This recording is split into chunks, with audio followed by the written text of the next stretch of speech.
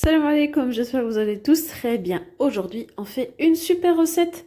En fait, c'est des croquants aux amandes, super légers, certifiés par le dentiste en fait pour réserver vos dents. Parce que d'habitude, le croquant parfois, selon la recette, c'est un peu dur. Celui-là, pas du tout, il s'effrite.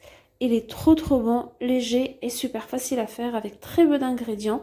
Il n'y a pas de produits laitiers dedans pour les personnes allergiques, donc c'est une recette au top. Donc pour cela, j'ai besoin donc de 4 œufs. Donc là, après, moi, j'ai des œufs moyens. Donc la farine, j'ai besoin de 3 verres de farine, un paquet de levure chimique, une pincée de sel, une demi-cuillère à café de bicarbonate de soude, 50 grammes. Donc c'est une petite tasse à café ou à thé. Donc 2 grains de sésame. Et là, j'ai besoin d'un verre d'huile et un verre. Moi, j'ai pas mis le verre plein de sucre parce que je n'aime pas quand c'est trop sucré et un peu de vanille, sinon vous pouvez remplacer par du zeste d'orange, du zeste de citron. Et là, j'ai 2 cuillères à soupe de graines de fenouil que je vais venir donc écraser avec le mortier. Sinon, vous avez un robot. Si vous avez du fenouil moulu, c'est super. En fait, le fenouil, ça donne vraiment un très bon goût. Donc là, je l'ai fait vite fait. Vous pouvez vraiment ou sinon mettre dans un petit sac de congélation et les écraser avec un rouleau de pâtisserie. Donc la recette, elle est vraiment facile comme vous le voyez. Donc là, je vais venir casser les œufs. Bien sûr, ils sont toujours à température ambiante. Si vos œufs sont au frigo, vous les sortez 1 heure avant. C'est important. Ça ne laissera pas les petits bouts de jaune d'œuf qui donnent un goût très mauvais. Donc là, je vais rajouter l'huile. Je ne rajoute pas directement le sucre sur les œufs parce que ça va les cuire. Donc là, la contenance de mes verres, c'est 150 ml. Après, cela, franchement, ça n'a aucune importance parce qu'il suffit de mesurer avec le verre. Comme vous voyez, moi, le verre de sucre, je ne l'ai pas rempli. J'en ai retiré encore un peu. Et après, voilà, ça, c'est un goût personnel. Vous pouvez goûter ce que ça donne et après en rajouter. Je rajoute un peu de vanille liquide, mais comme je vous ai dit, vous pouvez rajouter sinon du zeste d'orange ou de citron. Donc là, je veux rajouter la pincée de sel. Le bicarbonate, je le laisse pour plus tard. Là, je mélange le tout. C'est juste en fait, je ne vais pas faire un mélange mousseux, pas du tout. C'est pour ça que je ne prends pas de robot. C'est tout simplement avec donc le fouet et ça va me permettre de dissoudre le sucre. C'est ça le but de l'opération.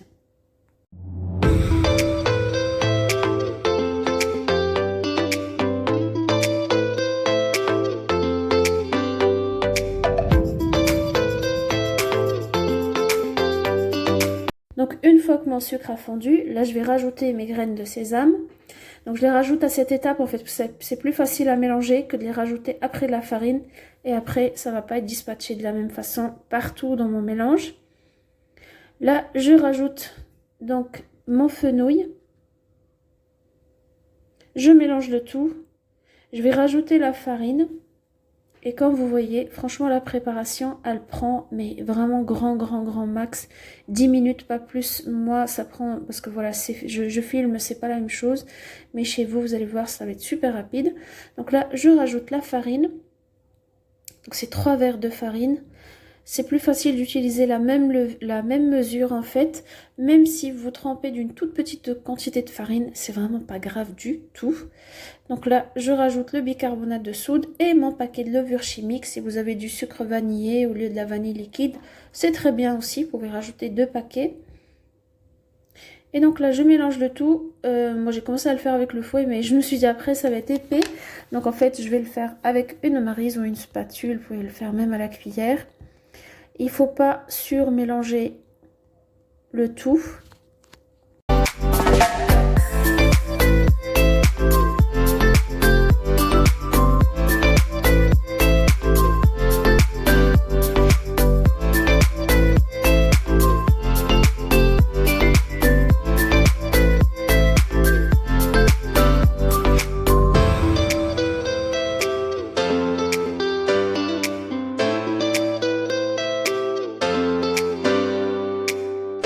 Donc là, j'ai fini de tout mélanger. Je vais vous montrer la consistance de mon mélange. Vous voyez, c'est encore un peu liquide. C'est comme un mélange de cake, mais un peu plus épais. Voilà.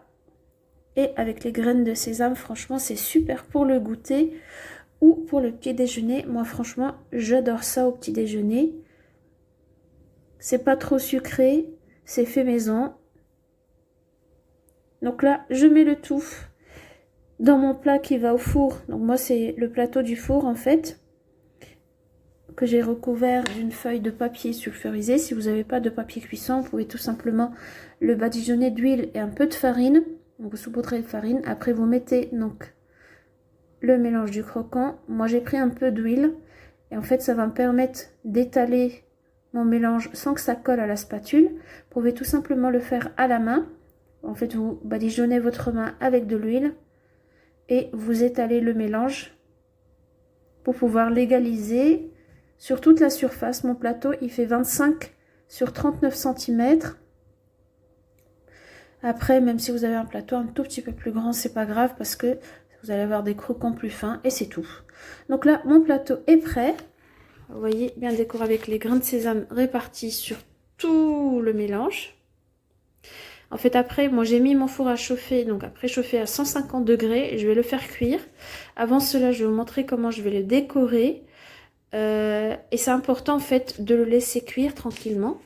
Donc là j'ai quelques amandes qui vont me permettre donc de décorer mes croquants. Ça va m'aider aussi à la découpe. Si vous avez des noisettes, si vous avez je sais pas moi des raisins secs, ce que vous avez à la maison, si vous avez rien du tout c'est pas grave, vous pouvez le faire tout simplement comme ça. Franchement ça donne un bon rendu, super super beau, super délicieux aussi. Donc là, je vais finir de décorer mon plateau.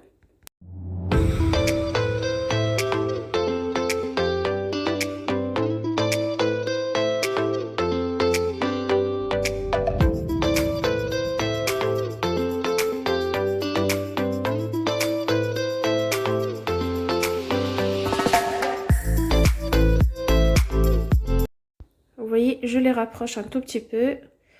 Voilà, là j'ai fini. Vous voyez, rien que ça, je trouve que c'est très beau. Après, c'est à vous de voir donc comment vous le décorez. Là, je vais le mettre à cuire. Donc là, quand on arrive à cette coloration, ça veut dire c'est pré-cuit. Par contre, le croquant, il n'est pas encore liquide. Donc, vous vérifiez avec un cure-dent ou avec la pointe d'un couteau. Vous voyez, là, moi, j'ai pas pu rester tranquille. Il y avait une amande, en fait, qui s'enfonçait au fond du gâteau, on va dire. Et j'ai essayé de la sortir. Donc, du coup, vous voyez, là, le petit creux enfoncé, ça, c'est moi. J'ai pas pu résister. C'est mon côté perfectionniste. Et voilà, voilà, ça donnait ça. Donc du coup là, je vais découper donc en fonction des amandes. Pour la taille, vous faites comme vous le sentez. C'est-à-dire vous pouvez avoir des petits croquants, des gros croquants, c'est comme vous voyez. Donc là, je le découpe. Là, j'ai baissé la température du four. Et en fait, pardon, en fait, non, j'ai mis à 160 plutôt. Et je vais les disposer dans un plateau.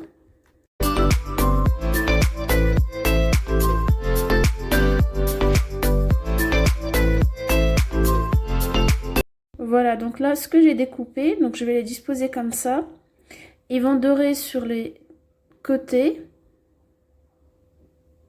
Et je vais pas les laisser pendant super longtemps. La première cuisson, ça m'a pris à peu près 30 minutes.